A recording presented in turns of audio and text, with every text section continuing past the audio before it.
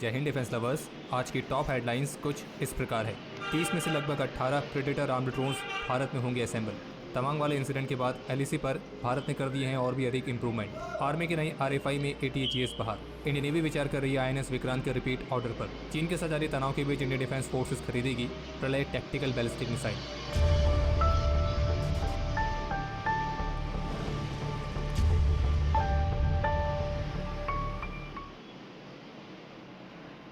तो इस जानकारी से तो आप सभी अवगत होंगे ही कि भारत और यूएस के बीच काफ़ी समय से 30 MQ-9B प्रेडेटर आर्म्ड ड्रोन्स को खरीदने को लेकर बातचीत चल रही है। और ये जो ड्रोन्स हैं ये इंडियन आर्म फोर्सेस की तीनों सर्विसेज यानी कि आर्मी, नेवी और एयरफोर्स, इन तीनों के लिए जाने।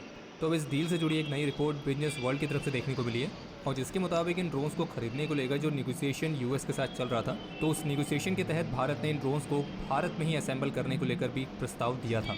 और फिर इन ड्रोन्स की लोकल असेंबली वाले इस प्रस्ताव के साथ इनको खरीदने के लिए जो काफ़ी सारा निगोसिएशन हुआ, तो उसके तहत इन ड्रोन्स को खरीदने के लिए ये ड्रोन्स करीब 60% तक की क्वांटिटी में भारत में असेंबल किए जा सकते हैं। और इस बात की जानकारी Indian navy chief admiral R Hari Kumar ने बिजनेस वर्ल्ड के साथ एक्सक्लूसिव इंटरव्यू में दी है।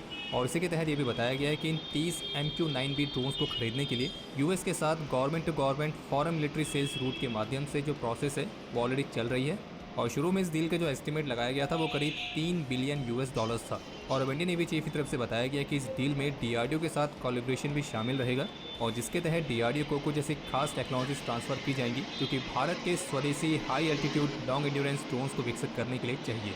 और इतना ही नहीं बल्कि नेवी चीफ की तरफ से बताया गया कि इस प्रोग्राम के हिस्से के तौर पर एक performance based depot level maintenance, repair and overhaul और सी गार्डियन ग्लोबल सस्टेनमेंट सपोर्ट को स्थापित करना भी इसमें शामिल है। और अगर ये सारी डील इसी योजना के अनुसार चलती है तो ऐसा पहली बार होगा जब यूएस के ये आइकॉनिक कॉम्बैट और सर्विलेंस ड्रोन्स MQ-9B यूएस से बाहर असेंबल की जाएंगी। और बाकी जैसा कि आप सभी जानते हैं कि Indian navy already MQ-9 drones को ऑपरेट कर रही है जो कि लीज पर लिए गए हैं। हालांकि वो अनआर्म्ड वर्जन है, लेकिन इन ड्रोन्स के साथ जो नेवी का एक्सपीरियंस रहा है तो उसके मुताबिक इंडियन नेवी चीफ को पूरा भरोसा है कि जो 30 MQ-9B ड्रोन्स लिए जाएंगे तो ये इंडियन आर्म फोर्सेस की तीनों सर्विसेज के लिए काफ़ी ज़्यादा वैल्यूएबल साबित होंगे। और इंडियन नेवी के पास जो लीज पर लिए गए 2 ड्रोन्स हैं तो उन्होंने इंडियन सिक्योरिटी मिशंस के सपोर्ट में अभी तक करीब 10,000 फ्लाइट आवर्स को कंप्लीट कर लिया है।